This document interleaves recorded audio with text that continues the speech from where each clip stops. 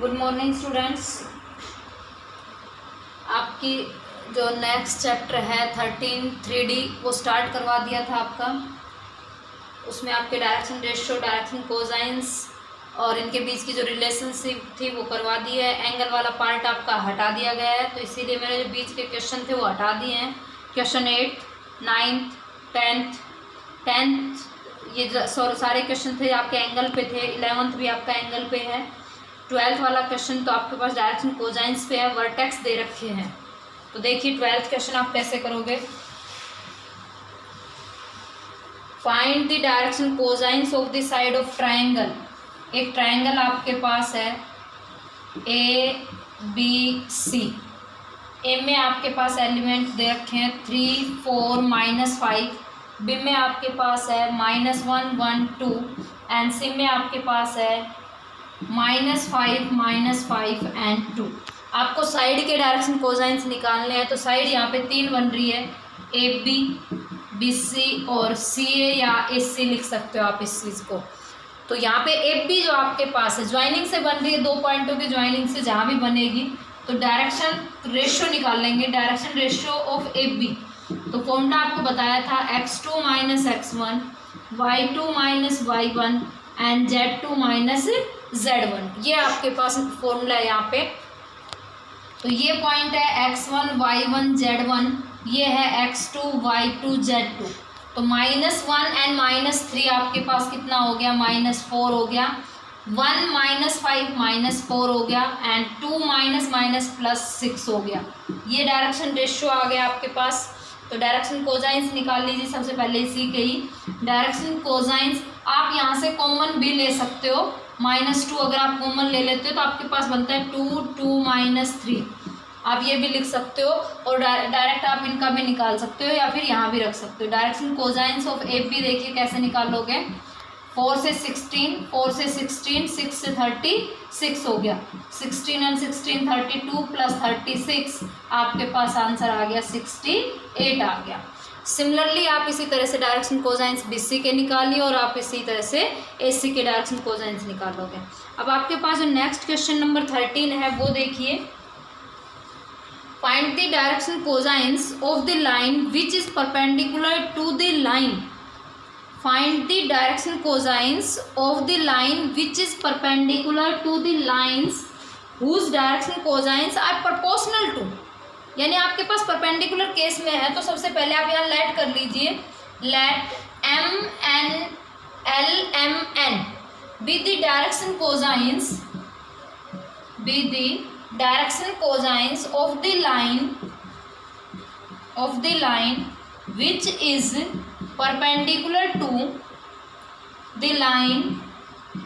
is perpendicular to the line whose direction cosines are proportional to 1 - 1, 2 and 2, 1 - 1। ये आपके पास question जो था उसके अकॉर्डिंग हमने मान लिया। देखिए उसने क्या कहा था कि find the direction cosines of the line which is perpendicular to the line. तो डायरेक्शन कोसाइंस क्या मान लिया हमने, LMN मान लिए। अब आपने जो परपेंडिकुलर केस वेक्टर में पढ़ा था वही सेम यहाँ यूज कीजिए कि अगर ये L1, M1 और N1 का काम कर रहा है, ये L2, M2, N2 का काम कर रहा है। तो परपेंडिकुलर केस में क्या होगा, L1, L2, M1, M2 plus N1, N2 dot product 0 हो जाएगी यहाँ पे। तो L की 1 से L, M की -1 से -M, N की 2 से 2N इक्वल 0 हो गया। सेकंड सेम इसी तरह से इससे करेंगे तो ये आ जाएगा 2L plus M minus N equal 0। आपके पास LMN में 2 इक्वेशन बन गई है। क्रॉस मल्टीप्लिकेशन मेथड जो आपने पढ़ा था 10th क्लास में उसका यूज़ करके यहाँ पे LMN की वैल्यू निकाल लेते हैं। तो बाई क्रॉस मल्टीप्लिकेशन मेथड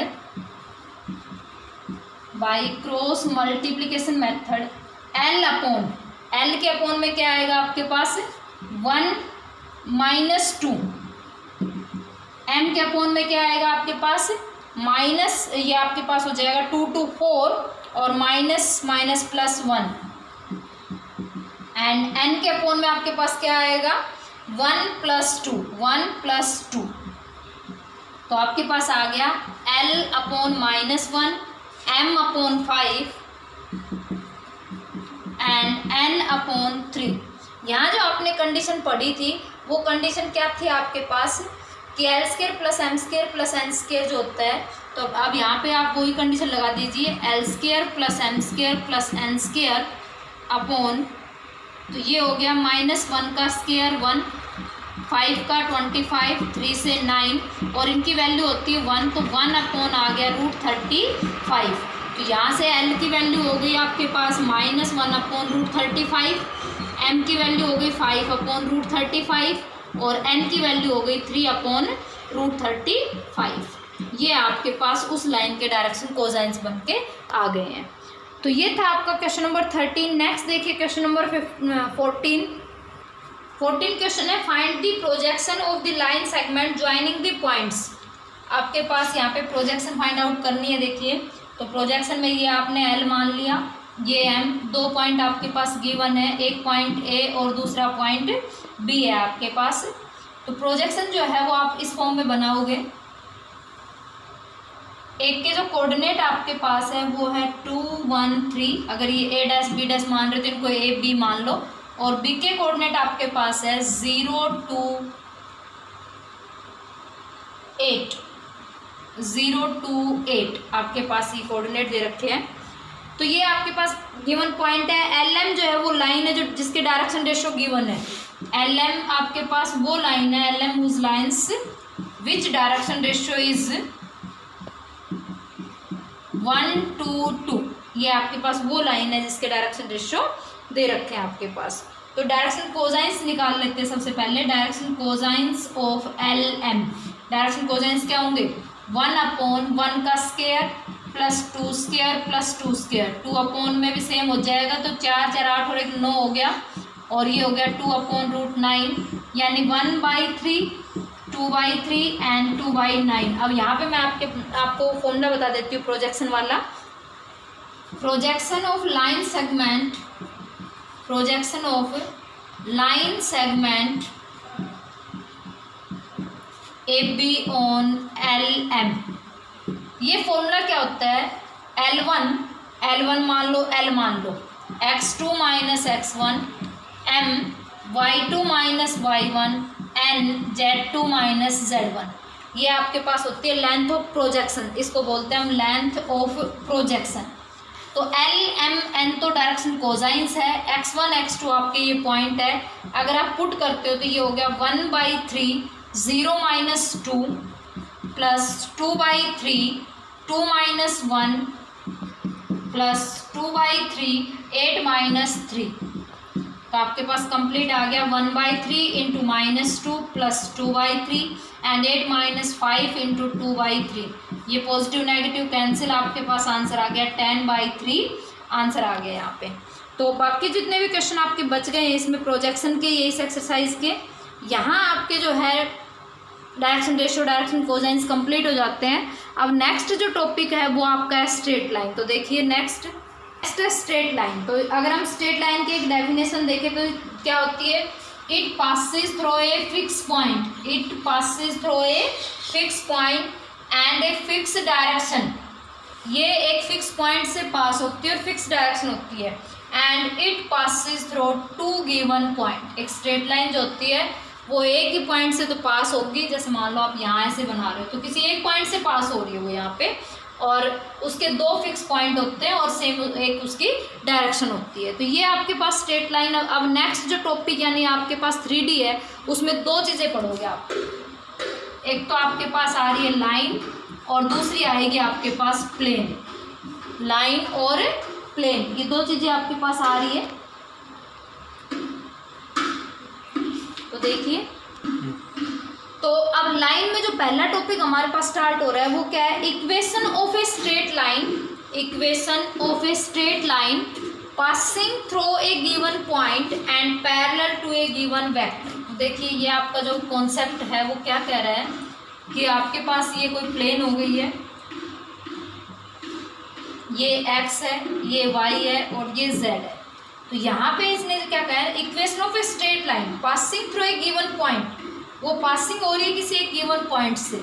ये आपका ए वेक्टर है, ये आर वेक्टर है आपके पास, और ये पॉइंट ए दे रखा है, ये पॉइंट पी दे रखा है। ए में आपके पास है x1 y1 z1, इसमें है x y और z, और इस फॉर्म में जो इसकी वेक्टर लाइन बन रही है वो इसको नाम दे दिया गया आपके पास M vector, parallel to a given vector. यानी इसने क्या कहा है, equation of a straight line passing through a given point, passing होगी वो किसी गिवन पॉइंट से और पैरेलल होगी किसी एक गिवन वेक्टर के।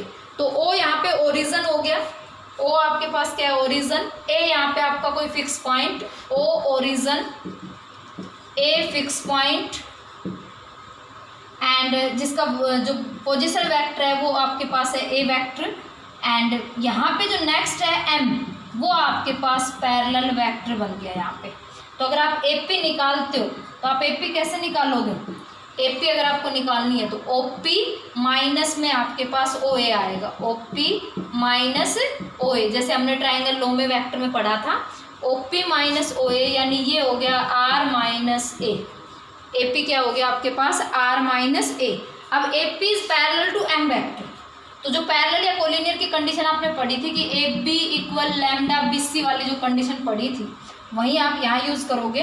तो ए पी जो है वो किसके इक्वल हो जाएगा, लैम्डा एम वेक्टर के, क्योंकि ये तो वेक्टर क्या दे रखा है, एम दे रखा है, तो लैम्डा बी सी की जगह क्या आ गया, एम।